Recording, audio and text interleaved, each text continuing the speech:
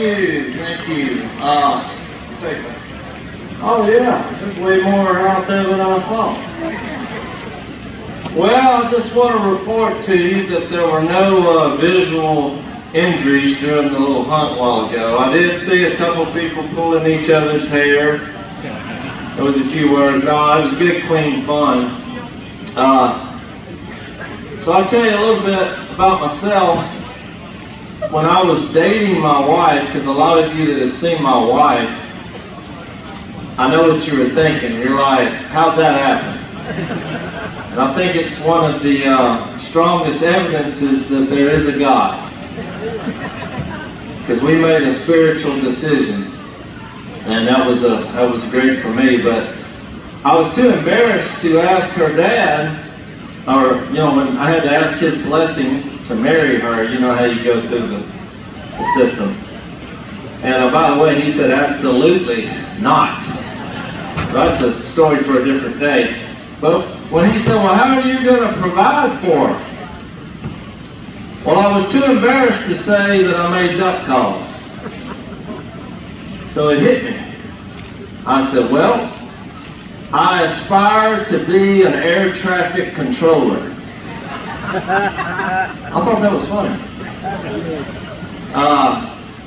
And it worked. So now fast forward, now look, I'm more of a consultant, a duck commander. At this stage, I'm like, no, I'm not sitting in a room and putting together duck calls. So me and my brother worked out a situation that's good for both of us. If there's a problem, he calls me. If not, he doesn't call me. So I got into a new hobby, and I guess it would be like if making duck calls was air traffic control, I would call this more ground transportation. Man, I thought that was funny. I'm transporting things out of the ground. Lost and found. Okay, and 14 of you have followed that. So really what I'm about, these are just platforms. Anybody that follows my family, I notice I have my Bible here, and it's not even Sunday, but I think that it's in my hand. But we live in a culture that is incredibly frustrating when we see all the drama and the division and violence, and we can't tell a boy from a girl evidently now these days. Look, it's downright frustrating. And it's very difficult to gather around and watch TV, a program that you can watch with your grandkids all the way up to the grandparents. So I'm happy to say we offer a TV show that you can do that with, that represent way more than what comes out of the dirt. And so I said I have these priorities, faith and the Lord above. I'm not ashamed that I believe that there's a creator. And family, y'all seen my family. You don't get to pick your family, because if I would have, most of mine would have been out. But we try to have a good time together. And then I used to say ducks, and ducks are still in there. But it's also, I would say, hunting, because what these two things have in common, that's kind of what excites me. But did you know in my research, because I'm going to filter everything through this, I was shocked at how much is in the Bible about finding treasure. In fact, Proverbs chapter 2 says, the pursuit of God is a lot like finding silver or hidden treasure. Well, anybody that's found silver, you know that feeling you get? Well, you magnify that, and you get what you find in having a relationship with the Lord. And I'll tell you why. So a lot of you may not be believers, and that's okay. But what I realized is no matter what the world has to offer out there, they don't have a way to make our wrongs right. And they don't have a way to get us out of the dirt. You ought to see where I'm going with this. So what I learned is that there's basically 3 questions that all humans should ponder on. You say, what's this got to do with treasure hunting? Just give me a second. How did we get here? You say, where? The earth. How did we get here? That's a good question for a human. You don't have many options. I believe the Lord God made us. I look at creation and say, there must be a creator. I see the design. I say, there must be a design. And he used often parables to say, just like someone finds lost treasure, is me finding you on the planet. That's the first question. How we get here? 2, what are we supposed to be doing here? I believe God has a plan and a purpose for every one of you. You're a masterpiece made by God. You're not junk, and you're definitely not a mistake. And number 3, how are we leaving?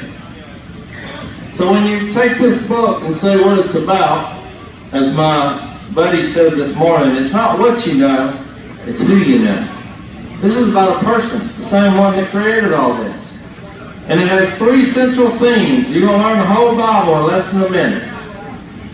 Genesis to Malachi says Jesus is coming to the earth.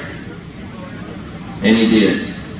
Matthew to John says Jesus is here on the earth. And you can read Matthew, Mark, Luke, and John, see everything about it. And no one questions his character. No one, believer or non-believer. And Acts 2 Revelation, anyone want to take a guess? If he's coming to the earth, if he's here on the earth, what? Say it. He's coming back. So if you put those 3 things together with the questions, how did I get here? What am I doing here? And how am I leaving? And you realize that Jesus is the image of the invisible God. It's not about so much what you know, it's who you know. And I believe that God sent Jesus to die for our sins and our mistakes to redeem us. But I also believe that he came down because he's going to dig us out of the dirt one day. If there's a way to come back from the dead, this is it. That's a pretty simple story. So everything we do in life, I use as a platform to point people to that, because I don't want you to be in the dirt and say, well, how come nobody won't dig me up? So that's why Proverbs is true. So, good news, great news. And I ask you to ponder that. In the meantime, we're going to do some shows. I got a bunch of them coming out. I'm not supposed to tell y'all when they're coming out, but if I were you, I would check your local listings about the 1st of July. If I were going to tell you that. But it was a lot of fun, and I'm glad to be here with you today, and I want to give a personal shout out. I'm real thankful for my relationship with the guys at Garrett here. And it's kind of like what I just gave you in my sermon. It's more about the relationship I have with them. They're good, decent folks, and they have great products, and they put a lot of work and time into this, but I wouldn't be running with them if I didn't love and appreciate who they are, and I'm proud to know them and thankful that they put this on. So I think we should give them a hand for that.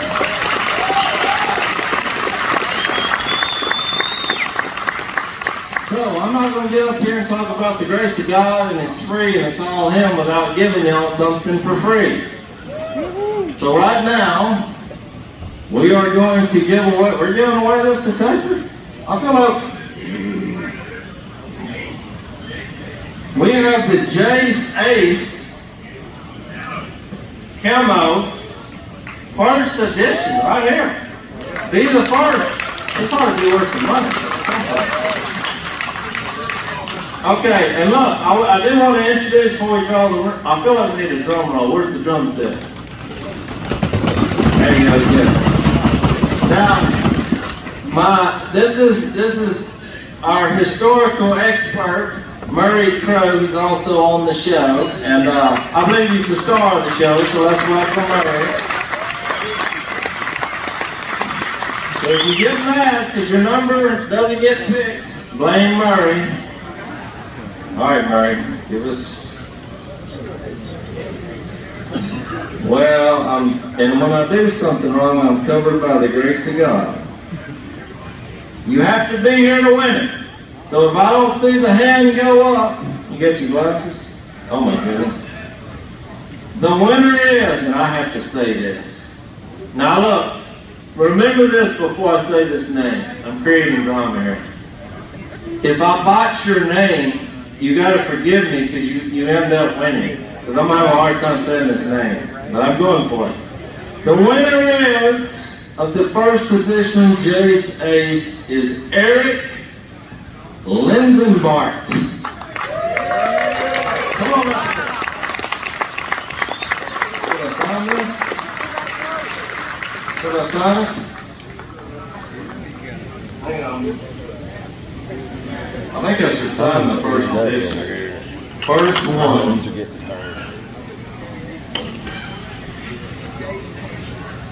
I'm going to put a Bible verse on here. Hebrews 3:4. I think you should sign this.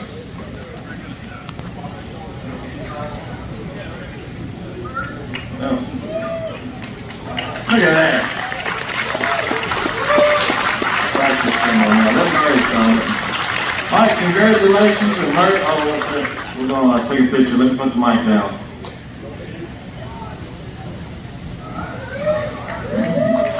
All right.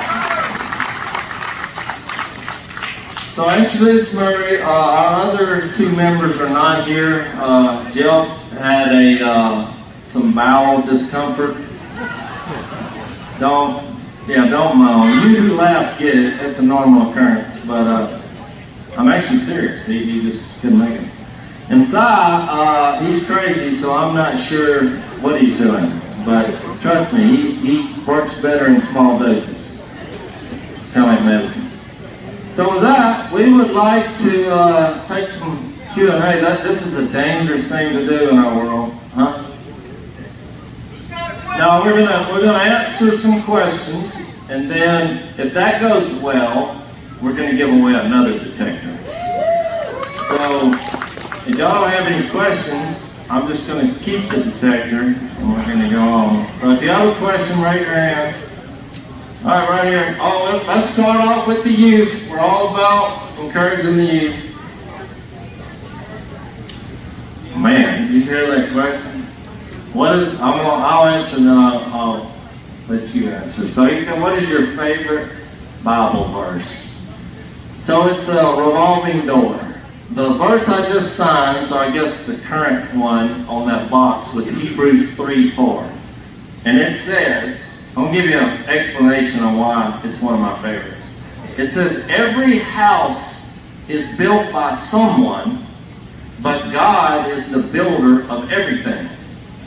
And the reason it's one of my favorite verses is because a lot of people say, well, I would believe in God if He'd just prove it to me.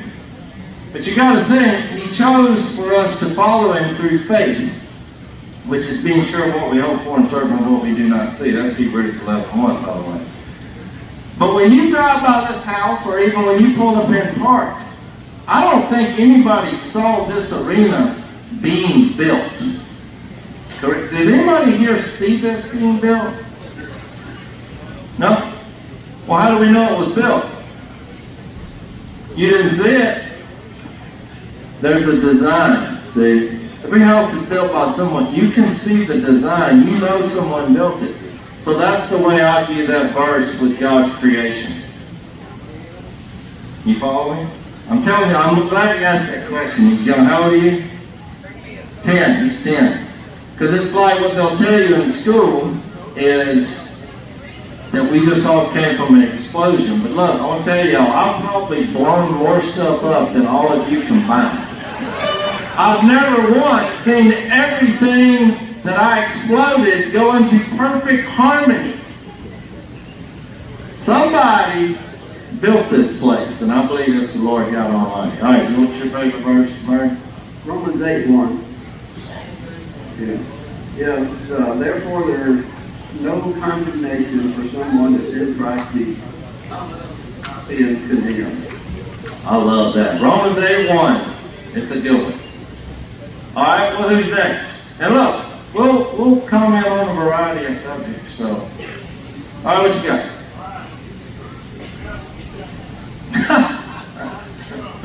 Who's the best detector on the show? so far.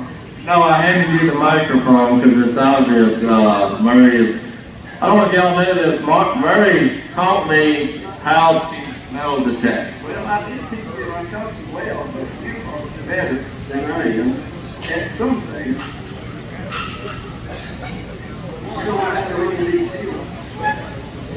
Gotta be closer. Y'all hear me? All right. He's better, Big Sheila. I'm not sure what I'm better at. Maybe just going in small circles. If y'all noticed today, I didn't go 30 yards, and I actually found a handful of silver coins. So I think most people just run on right on by. I know what he's best at. It's embellishing a story. Yeah, in my family, that is encouraged. They're all based on true stories, but we like to romance it just so no one falls asleep. So, all right, any other questions? All right.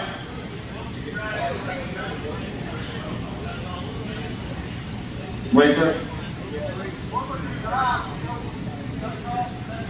Oh, well, you know, the duck calls I was just doing for a living. I still duck hunt 3 months out of the year, but I love duck hunting.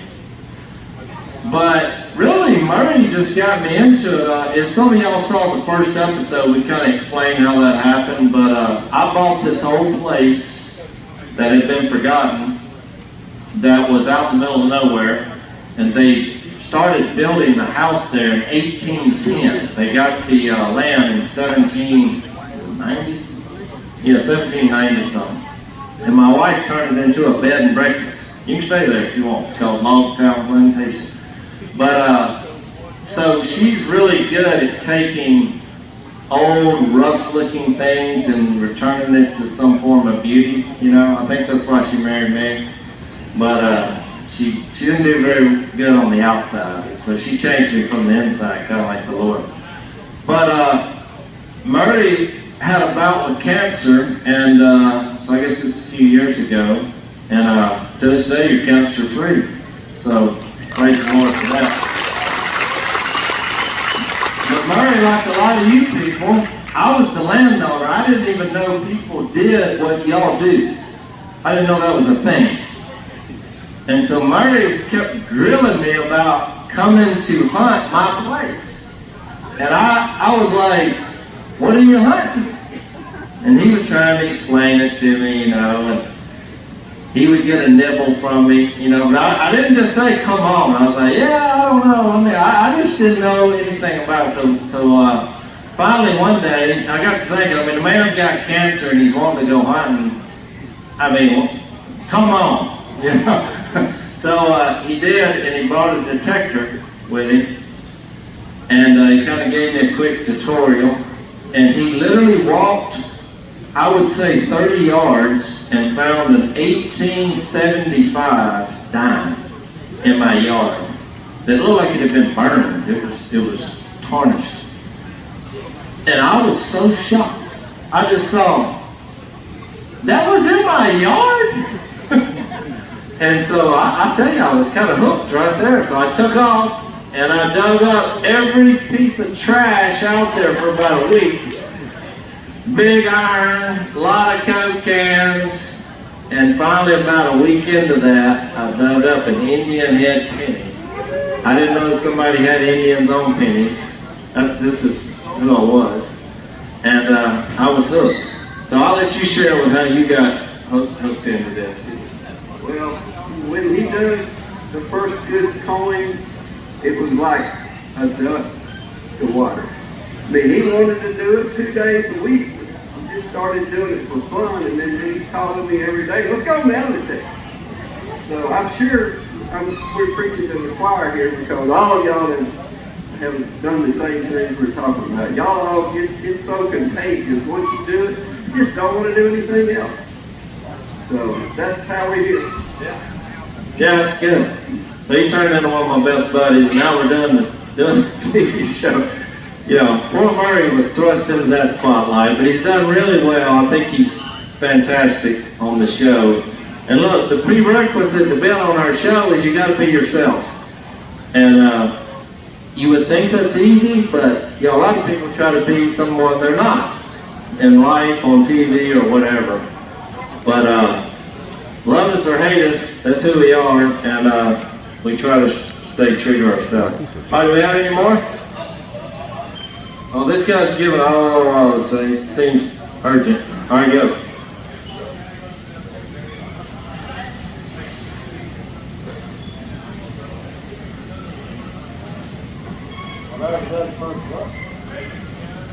Oh, I haven't dug a razor. You know what's funny? Is I did in my yard dig 100-year-old version of a razor. It was looked like a Swiss Army knife, but it had a little contraption you could put a blade on it.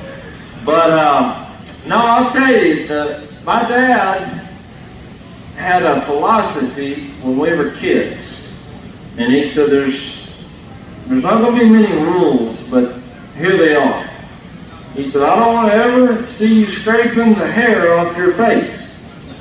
And I don't want to ever see you on a lawnmower cutting the grass. And I know that's traumatizing for some of y'all, but I said, well, why not? And he said, well, the grass, the frost will get it. The frost, wintertime.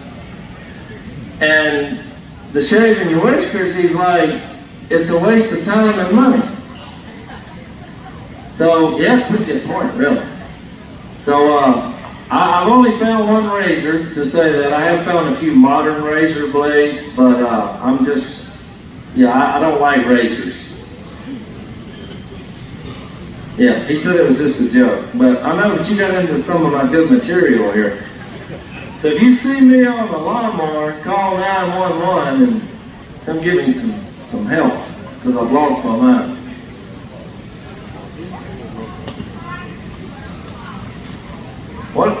What is the most surprising thing? No, we've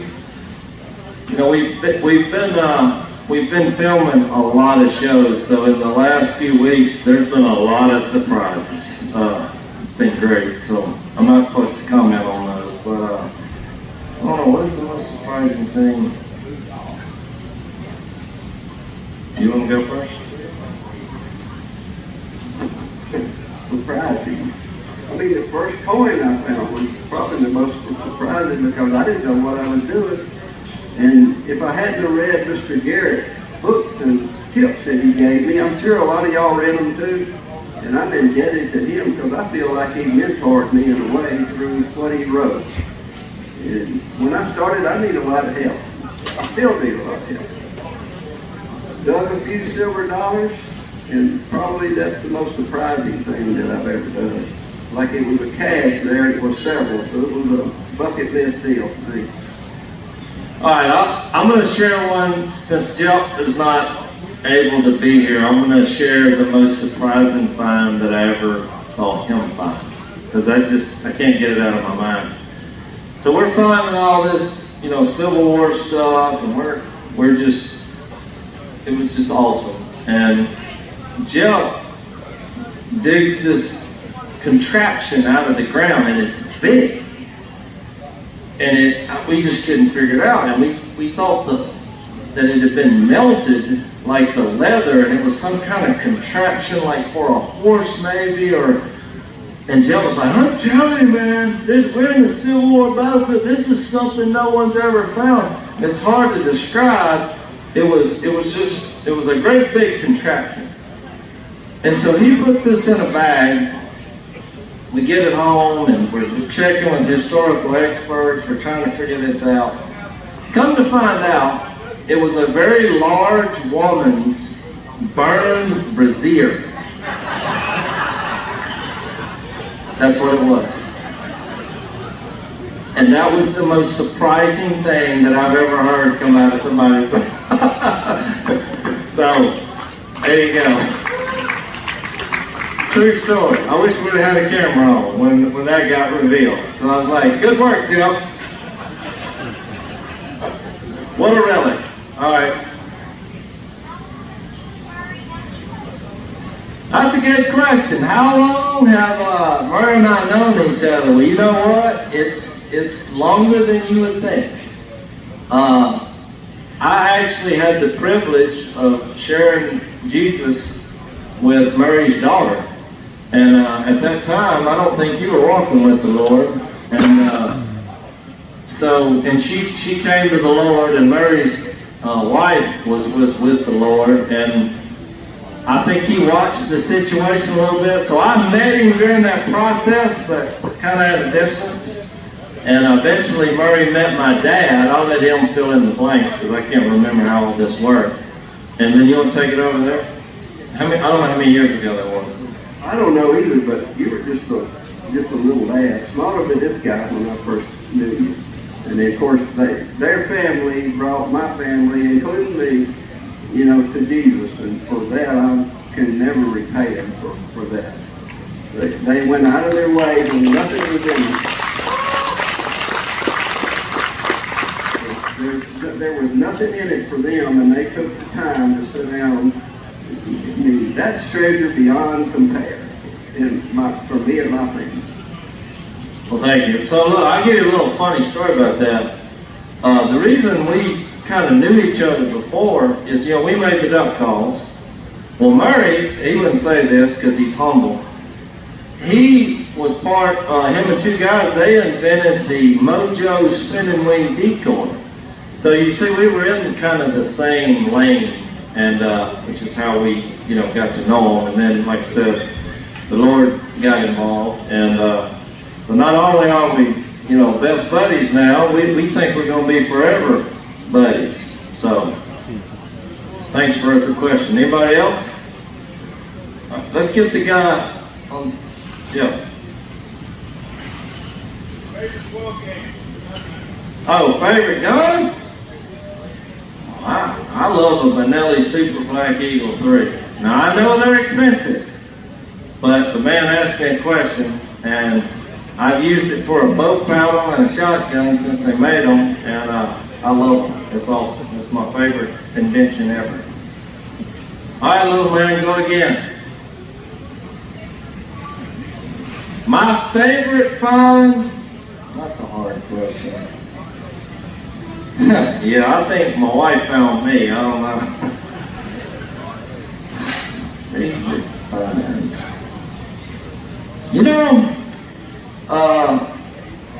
Besides that first Indian head, I tell you, I found, I know I'm not supposed to talk about this, but I am. I found this silver ring about, was it 2 or 3 weeks ago? It'll be on TV, trust me. We had hunted there a couple days and gone over this little bitty spot, I guarantee you 15 times. And I don't take any, when we're filming out there, we don't take any breaks. We go daylight to dark. If the people aren't filming, we're out there, it's daylight to dark. And it was hot and I was tired, so I took a little break, studied my Bible a little bit, walked out there. First signal in a place that there were 5 holes within 2 feet. And it was a silver ring, and it had faith on it 4 times around. It's a faith. But it's huge. And so when we got back to the landowners after we had filmed, they weren't on TV, but they were letting us do that. The guy who invited us, his mom, I don't know how old she was. She is old. I told her, I said, I found you something out there. And which I thought she would be happy about it, but I don't know. Her response, it was in their family somewhere, and she couldn't even talk. And I thought, in that moment, it was just my favorite find, just for the moment. And I said, I'm going to give you this, but we're going to have to take some pictures of it first for the TV people when we give it to you. So, do you have a favorite find? People think your favorite find will be what's most valuable, but that's not true for me anyway. And I found a little bitty bell up in Arkansas. It had a little ball in it, and to this day, if I had to pick something, there was a fire at my house, that's what I would grab and I'd leave with it. Murray's really into the relic, so a lot of things he finds, he just goes crazy, and I'm like, Murray, It's like, by the way, we had to hunt this morning. So Murray, showing all they put the stuff out there, and then Murray pulls out an axe head. I was like, I'm pretty sure they didn't put that axe head out there. But anyway, he found one, which I thought was awesome. And he was excited about it. All right, any other questions? Right? The best duck call. I don't even know if surely I got my duck calls. I'm going to say the best duck call is the one I'm currently using, I guess. Let me see if I got my duck calls. I know I'm looking. Yeah, I got a few. My favorite is the one they put my name on, and it's not my favorite because they put my name on it, but I think I'm giving all those away. Yeah, no, I got one. Yeah. So my dad, when I blow it, I'll show you. So my dad had this idea, build duck calls. Y'all have heard me say this before probably, but his idea was, I'm going to build duck calls that sound like ducks. You're like, well, duh. But the backstory of that I will give you in a second. But so these little hen calls, they're kind of like humans. They all sound just a little different. And so you can have a lot of different sounding mallard hen calls. So this is my favorite.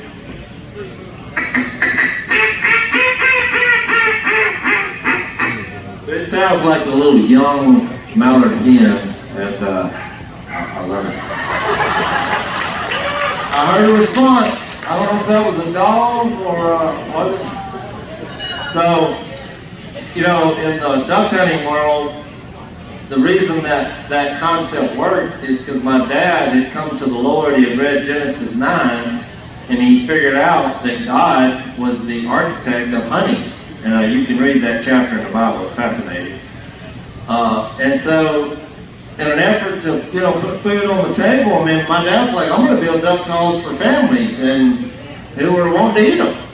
And so, you say, well, what are they doing when he's coming about? Here's what they were doing. They were going to Stuttgart trying to win the world championship duck calling contest. And look, people still get mad at me for making fun of them.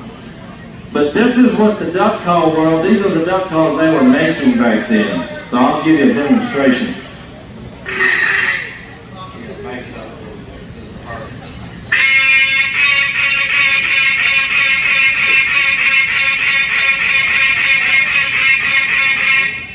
They do that all day long, higher and louder. And whoever can do that the longest and the loudest, they say, you're the greatest duck caller in the world.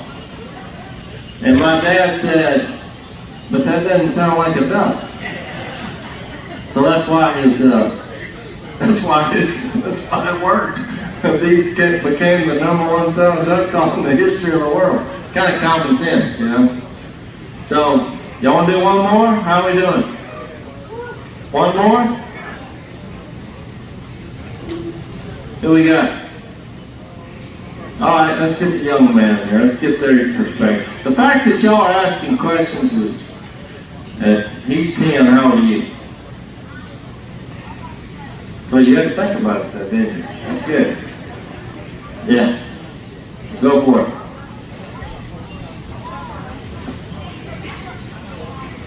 My favorite book in the Bible? No, that's it. You notice these young people, look, y'all noticed something already. We had two kids under 12, and they asked the 2 spiritual questions. So if you're wondering if your kids are wondering about where they came from, and what they're doing here, and where they're leaving, and whether there's a God, I think we've proven that today. So talk to your kids about that. My favorite book in the Bible is the book of John, and I'm going to tell you why. You'd think we had this planned, but when I stepped down on this stage, because we didn't do an altar call a while ago, did y'all notice that? And we could have got one of these Garrett boys to sing an invitation song and had one, but no, I'm kidding. But what I was going to tell you to do, because I do believe the Lord is alive. I just know I mean, look, the more I read this, I'm like, oh, I don't hope this is true. I know this is true. This is the way off the planet alive. But everyone has got to view Jesus for themselves. It's a decision you got to make. Well, the only way you're going to be able to do that is go read it for yourself. So I give everyone the invitation. I'm like, go home, get your Bible. Don't do it because I'm doing it. Don't do it because Mary's doing it. Don't do it because you were raised in church or whatever. Go home and read the book of John, because I think it's the easiest to understand on who Jesus is. And see what God is like for yourself. And you read those, I think it's 22 chapters in John. And you're going to get to the end chapter, and it's my favorite chapter in the Bible. I think it's 21 or 22. But here's the risen Savior, Jesus. Now, he was dead, now he's alive. He catches this miraculous group of fish. They couldn't catch any fish. They caught 153. And then here's a guy who was dead. He organizes a little fish fry on the bank, and his disciples eat fish with a guy who was dead for 3 days. Man, when I read that, I jumped off the couch and said, I'm in on that. Because it told me right then, if there is a way to duck hunt forever, if there's a way to fish forever, if there's a way to metal detect forever, this is the only way you're going to do it. So I'm in. And that's why no matter what we've been through or where I go and speak, whether it's a church service or if I'm the only sober person in there, which has happened a few times, I hold this up and I'm going to say, hey, take a look at Jesus for yourself and make a decision. Because look, we don't want Jesus to come back and you look around and say, well, how come nobody told me? So you've been told. Check him out. Thanks for the question. Y'all been great. Let's give away another question. Awesome question. Tell you what, the 2 young men, y'all, before we do the drawing, I'm going to do something I never do. The 2 young men, they have a great question. I'm going to give you these 2 duck calls off my lanyard.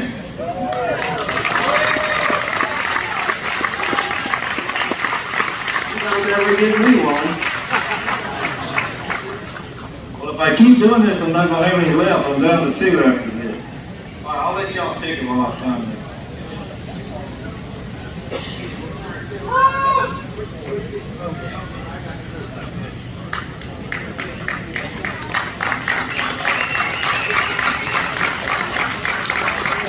How about a hand for these fellas' questions?